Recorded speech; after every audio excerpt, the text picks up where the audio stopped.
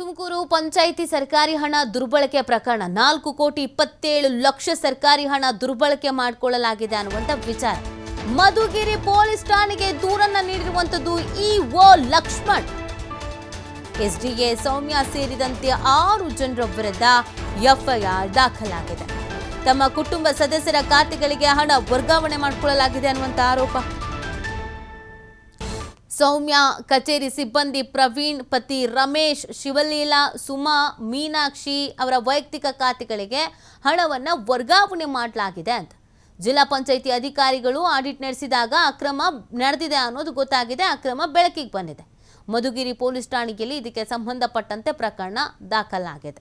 4,22,00,000 ಅಂತಂದರೆ ಯೋಚನೆ ಮಾಡಿ ಇನ್ಯಾವ ಪ್ರಮಾಣದಲ್ಲಿ ಇವ್ರಿಗೆ ಇಲ್ಲಿ ನುಂಗಿದ್ದಾರೆ ಹಣ ಅನ್ನೋದು ಗೊತ್ತಾಗುತ್ತೆ. ಎಸ್ಡಿಎ ಸೌಮ್ಯ ಸೇರಿದಂತೆ 6 ಜನರ ವಿರುದ್ಧ ಇದೀಗ ಎಫ್ಐಆರ್ ದಾಖಲಾಗಿರೋದು. ಮಧುಗಿರಿ ಪೊಲೀಸ್ ಠಾಣೆಯಲ್ಲಿ ಇದಕ್ಕೆ ಸಂಬಂಧಪಟ್ಟಂತೆ ಪ್ರಕರಣ ದಾಖಲಾಗಿದೆ. ಇದು ಸರ್ಕಾರಿ ಹಣವನ್ನು ದುರ್ಬಳಕೆ ಮಾಡಲಾಗಿದೆ ಅನ್ನುವಂಥ ವಿಚಾರ ತನಿಖೆ ಆಗಬೇಕಾಗತ್ತೆ. ಸತ್ಯಾನುಸತ್ಯತೆ ಏನಿದೆ ಅನ್ನೋದು ಗೊತ್ತಾಗಬೇಕಾಗತ್ತೆ. ಹಣ ಹಂಗೇನಾದರೂ ದುರ್ಬಳಕೆ ಮಾಡಿದ್ರು ಅನ್ನೋದು ಗೊತ್ತಾದರೆ, ಕನ್ಫರ್ಮ್ ಆದರೆ, ಸಾಕ್ಷಿಗಳಿದ್ರೆ ಇವ್ರ ವಿರುದ್ಧವೂ ಆ್ಯಕ್ಷನ್ ಆಗಬೇಕು, ಹಣವು ರಿಕವರಿ ಆಗಬೇಕು. ಅದು ಯಾರ್ದೋ ಮನೆ ಸ್ವತ್ತಲ್ಲ, ಸರ್ಕಾರದ್ದದ್ದು, ಜನರಿಗೆ ಸೇರಬೇಕಾಗಿರೋದು. ಇನ್ಯಾರೋ ಅಭಿವೃದ್ಧಿ ಆಗೋಕ್ಕೆ ಅಂತ ಹಣವನ್ನು ಕೊಟ್ಟಿದ್ದಲ್ಲ ಅಥವಾ ಹಣ ಇದ್ದಿದ್ದಲ್ಲ. ಸರ್ಕಾರದ್ದು ಅಂತಂದರೆ ಜನರದ್ದು, ಪ್ರತಿಯೊಬ್ಬರದ್ದು ಕೂಡ. ಇವರ ಅಜ್ಜನ ಆಸ್ತಿಯೋ, ತಂದೆ ಆಸ್ತಿಯೋ, ಪಿತ್ರಾರ್ಜಿತ ಆಸ್ತಿಯೋ ಅಲ್ಲ ಅದು.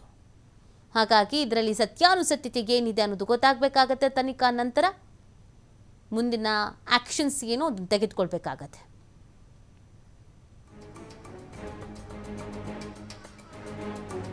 ಮಾಹಿತಿ ನೀಡ್ತಾರೆ ನಮ್ಮ ಪ್ರತಿನಿಧಿ ಸಂತೋಷ್. ಈ ಪ್ರಕರಣದ ಡೀಟೇಲ್ಸ್ ಏನು?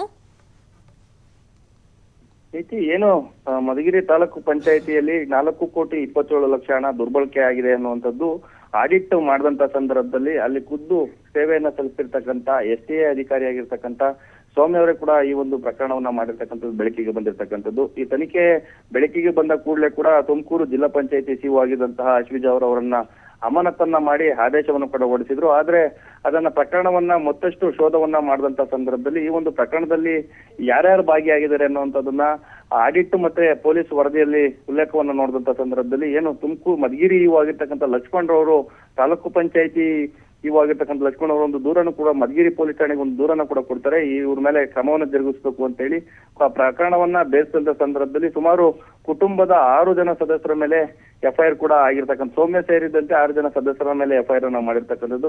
ಆ ಒಂದು ಎಫ್ಐಆರ್ ನಲ್ಲಿ ಖುದ್ದು ತಮ್ಮ ಪತಿ ಮತ್ತೆ ತನ್ನ ಸಹೋದರಿಯರಿಗೆ ಸುಮಾರು 4,27,00,000 ಹಣವನ್ನು ಕೂಡ ವರ್ಗಾವಣೆ ಮಾಡಿರ್ತಕ್ಕಂಥದ್ದು ವಿತ್ ಡಾಕ್ಯುಮೆಂಟ್, ಅಂದ್ರೆ ಬೇರೆ ಬೇರೆ ಬ್ಯಾಂಕ್ಗಳ ಒಂದು ಖಾತೆಗಳಿಗೆ ಹಣ ವರ್ಗಾವಣೆ ಮಾಡಿರ್ತಕ್ಕಂಥದ್ದು ದಾಖಲೆ ಸಮೇತ ಸಿಕ್ಕಿರುವಂತ ಒಂದು ಮಾಹಿತಿ ಆಗಿರ್ತಕ್ಕಂಥದ್ದು. ಜೊತೆಗೆ ಈ ಒಂದು ಪ್ರಕರಣದ ಒಂದು ಪ್ರಮುಖ ಅಂಶವನ್ನು ನೋಡೋದಾದ್ರೆ ಏನು ಈಕೆ ಕೂಡ ಇಎಸಿ ಕೇಸ್ ವರ್ಕರ್ ಆಗಿ ತಾಲೂಕು ಪಂಚಾಯತಿಯಲ್ಲಿ ಕೆಲಸವನ್ನ ಕೂಡ ಮಾಡ್ತಾ ಇರ್ತಕ್ಕಂಥದ್ದು.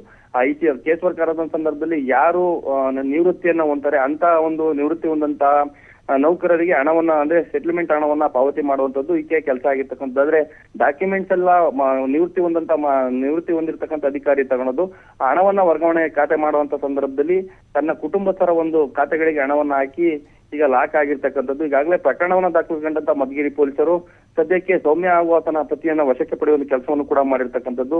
ಇದರ ಜೊತೆ ತನ್ನ ಸಿಬ್ಬಂದಿ ವರ್ಗದ ಪ್ರವೀಣ್ ಅನ್ನೋರು ಕೂಡ ಶಾಮೀಲಾಗಿದ್ದಾರೆ ಅನ್ನೋ ಒಂದು ಆರೋಪ ಕೂಡ ಆಗಿರ್ತಕ್ಕಂಥದ್ದು. ಜೊತೆಗೆ ಪ್ರಕರಣ ಏನು ಎಫ್ಐಆರ್ ಅಲ್ಲೂ ಕೂಡ ಲಕ್ಷ್ಮಣ ಅವರ ಹೆಸರನ್ನು ಕೂಡ ಉಲ್ಲೇಖವನ್ನ ಮಾಡಿ ದೂರು ಕೊಟ್ಟಿರ್ತಕ್ಕಂಥದ್ದು. ಈ ಒಂದು ಪ್ರಕರಣಕ್ಕೆ ಸಂಬಂಧಪಟ್ಟಂತೆ ಈಗಾಗಲೇ ತಾಲೂಕು ಪಂಚಾಯತಿಯಲ್ಲಿರ್ತಕ್ಕಂಥ ಕೆಲವೊಂದಷ್ಟು ಸಿಬ್ಬಂದಿಗಳನ್ನ ಕರೆದು ವಿಚಾರಣೆ ಮಾಡುವ ಒಂದು ಕೆಲಸವನ್ನು ಕೂಡ ಮಧುಗಿರಿ ಪೊಲೀಸರು ಮಾಡ್ತಿರ್ತಕ್ಕಂಥದ್ದು. ಮಧುಗಿರಿ ಪೊಲೀಸರಿಂದ ಕೂಡ ತನಿಖೆ ಮುಂದುವರೆದಿದೆ ಅಂತಾನೆ ಹೇಳ್ಬೋದು.